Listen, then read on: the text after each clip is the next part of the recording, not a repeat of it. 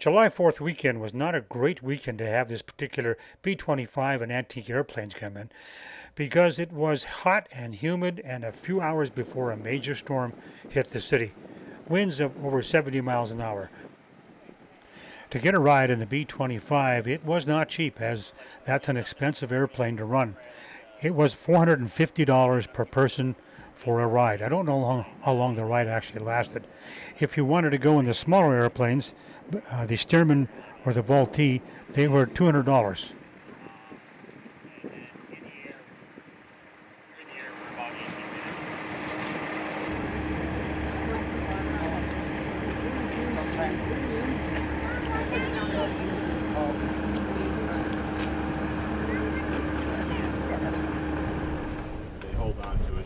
They treated us well, took us, blacked out bus and everything.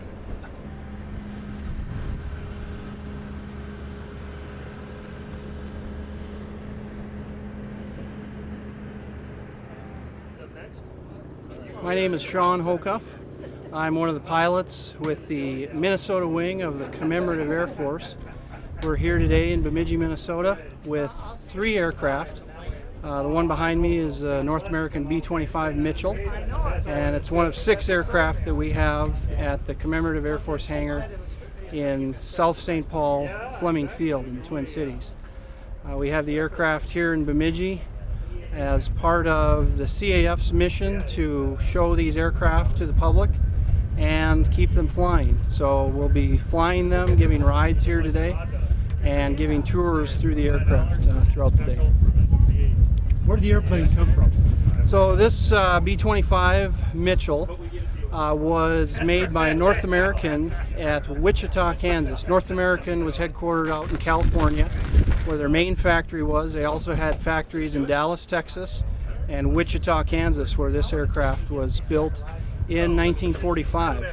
It was first assigned to Palm Springs, California Air Force Base, and then it spent a lot of years in Texas for the Air Force. It's a late model B-25, so it was originally built as a navigation trainer, so it was designed to train navigators for the Air Force. The aircraft then went to a private owner, was in Wisconsin, and in the late 70s it was acquired by the CAF. The aircraft was bought by the private owner from the government for about $2,500. The CAF unit got the aircraft in about 1980, and that's when an extensive 12-year restoration began on the aircraft. The aircraft was restored by volunteers, all volunteers of the Commemorative Air Force, and first flew in 1992. And ever since that time, it's been very active on the air show circuit in the summertime. It flies all throughout the country at air shows. So it's a regular appearing airplane at a lot of air shows. Okay, I'm looking at what caliber gun here. So that's a 50 caliber Browning machine gun, 1 in each side, 2 waist guns, and we're looking at the rear compartment of the B-25 where the waist gunners would be at, and then behind us is the tail gunner, and he has twin 50 out the tail, and we're looking forward at the rear part of the bomb bay. There's a foot high crawlway on top, so you can actually crawl on top of the bomb bay up into the cockpit in the front. So you're looking at the tail there, tail gunner position, and that's a twin 50 tail stinger facing rear, and so that's the tail gunner compartment. Yeah, so we're looking at the bomb bay here, and we have some 100-pound bombs in the bomb bay, and the aircraft could hold a couple thousand pounds of bombs, so depending on the mission or what it called for, they could either take 20 100-pound bombs or 400 or 500-pound bombs, or even a couple 1,000-pound bombs. And they were in the bomb bay. At the top of the bomb bay you can see a hatch there that if the bombardier needed to check the bomb bay for any bombs that had hung up or had not dropped out, he could look in the bomb bay. That was the only way to see in the bomb bay during flight. The top of the bomb bay is about a foot from the top of the fuselage. So there's a crawlway to go in between the 2 compartments. These pieces here are called bomb racks, and they hold the bombs, and then the bombs have a lug on them, and between the lug and the rack they had what was called a shackle, and all that was a piece of metal with 2 electric solenoids in it, and they hooked into the hooks here on one side, and then the solenoids had pins that would hook onto the bombs, so that when the bombardier hit the pickle button, it would electrically open those solenoids and drop the bombs. What do they call the pickle button? Pickle button is the trigger. Where did it get its name? It looked like a pickle. It was a cord with a little small round handle with a red button on the end, and that's how they drop the bombs. Right here you're looking at hydraulic lines for landing gear and flaps and cowl flaps. And then right here you're looking at fuel line going from wing tanks for cross feed. There's a cross feed line, and then going to each engine on each side. Okay, so you're looking forward right there. That's the crawlway that goes underneath the pilot and co-pilot seats forward to the glass house up front, and that's where the bombardier did his thing up front of the aircraft.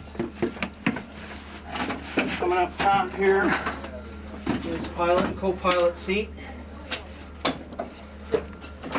Alright, we're looking at the cockpit here of the North American B-25 Mitchell. Yokes for captain and co-pilot. Throttles, 2 of them, 1 for each engine. Propeller control to set the RPM of the engine. Mixture.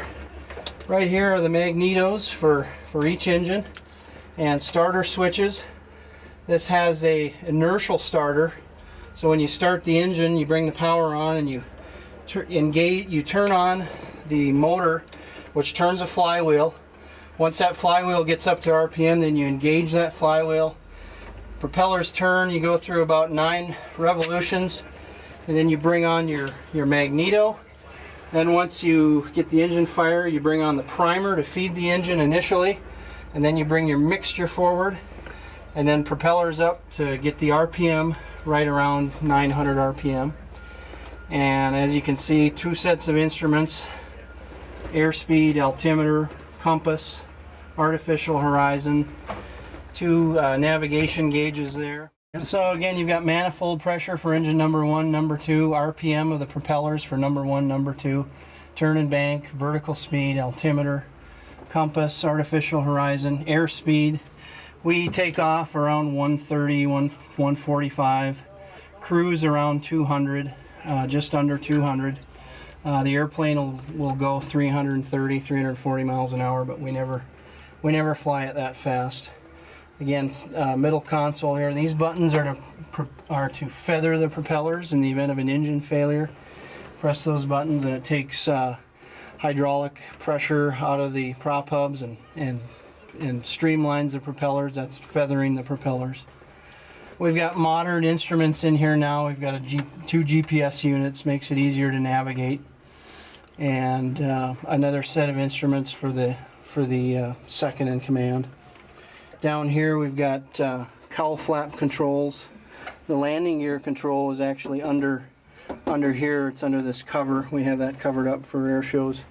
The handle is down near the floor. The aircraft has a supercharger. We never use it. It's not needed. We hardly ever fly the airplane above 10,000 feet.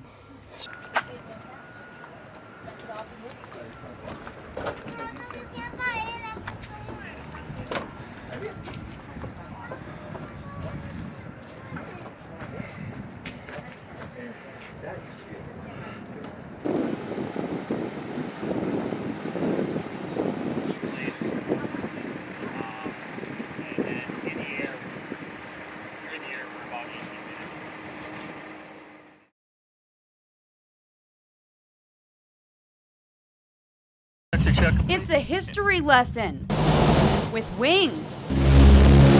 The Minnesota Wings Commemorative Air Force travels around the nation during the summer, taking people for rides in the B-25 Mitchell World War II bomber. What really made the airplane famous was the Tokyo Raiders that early in World War II made the first strike on Japan shortly after Pearl Harbor. There are only a handful of B-25s left in the world, And one of them flew into Bemidji this week.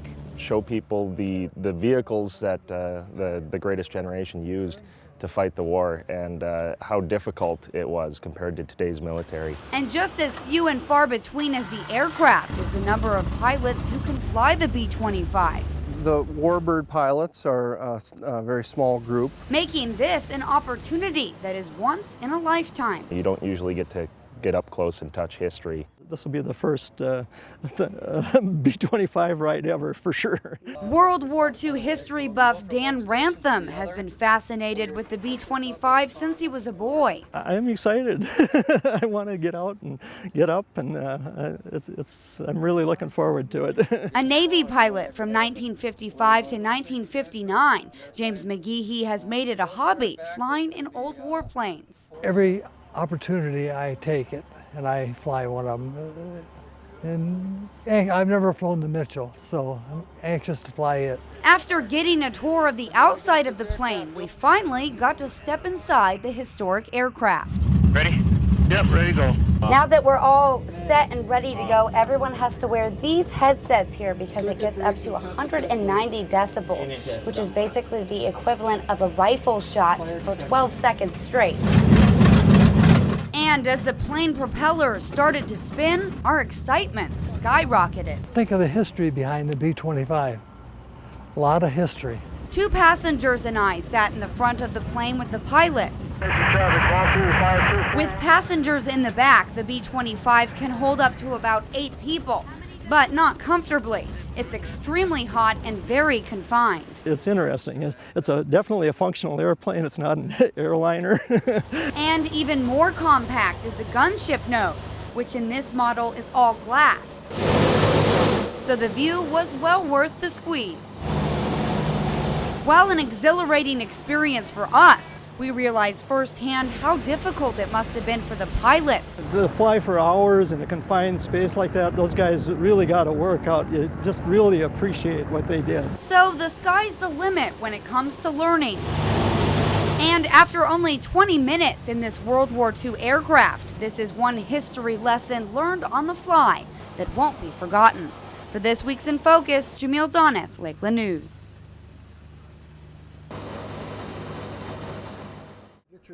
Bring your feet back and kind of take the weight off your seat before you pull that handle and see if you're all the way up. Can I pull the handle? Yeah, get your weight off it first. You want me to bring it back up? Yeah, bring it back up. I just want you. How do I get it up? You'll have to bring this in. Yeah, there you go. All right. Oops. More? Right. You want me higher? All the way up. Then let go of the handle. Now it's clear. Okay. Now you got a better view. Yep. Last guy was a little bit taller. So. What's that? No, I'm cool as a cucumber. All right. You have any time with the stick as compared to a yoke? Mostly yoke, a little bit of stick. Okay, so I'm comfortable with it. it. So you have fun Yep. sticks.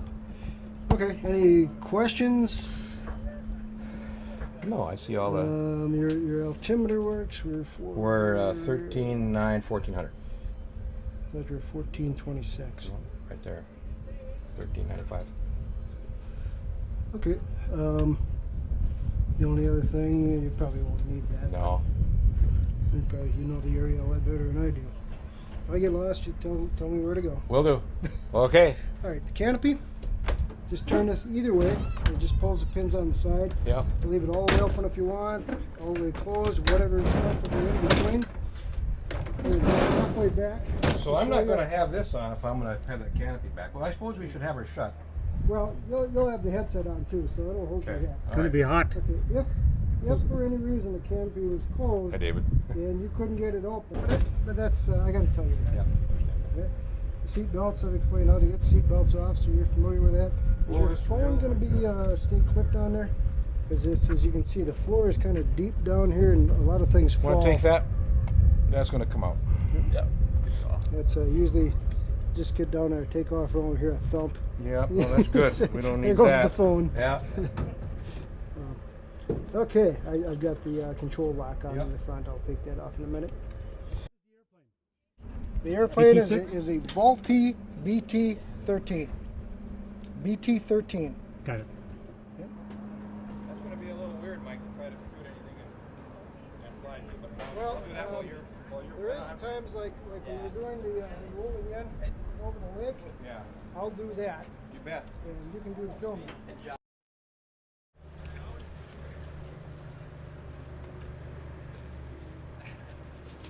What's the first thing you're All going to right, flaps are coming up. There.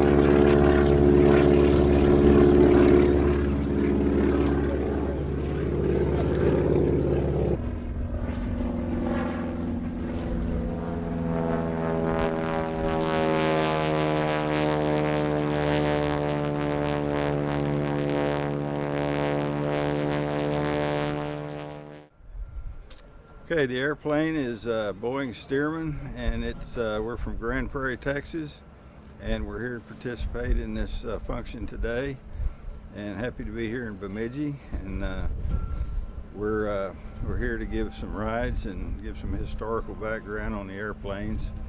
This airplane was built in 1941 by Boeing in the same factory that built the B-25. And approximately 10,000 of them built, and there's about 1,000 left flying today.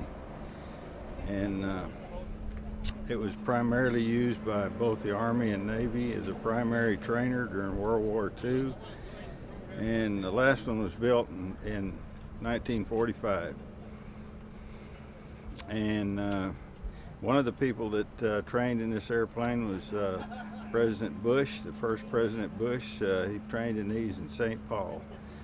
So anyway, they've had a long life, and when they were retired from the military, they were used as crop dusters for many years. And when purpose-built crop dusters came along, they were bought up by people that wanted to restore them back to their original condition, and as sport planes to do things like we're doing today, and they can do aerobatics in them, and they're just a good general all-around fun airplane. But it's coming from It's actually to the northwest of us now. It's northwest. They're expecting probably within a couple hours. Yeah, I saw it on the radar. It actually looks like it's going to stay to the northwest, but you know, heat like this, it can... Well, you gotta buzz back to Park Rapids too. So. Well, you guys got to go back to... Why? I'm gonna take Adam for a ride, and then we'll probably pack up and head back. Get home before this. Park Rapids. Huh? Should we meet you in Park Rapids? Sure. Okay. You think we'll beat you there? I bet Oh, we you'll beat beat them us there. there, no doubt about that. You want to go to Park Rapids, Wally? Oh,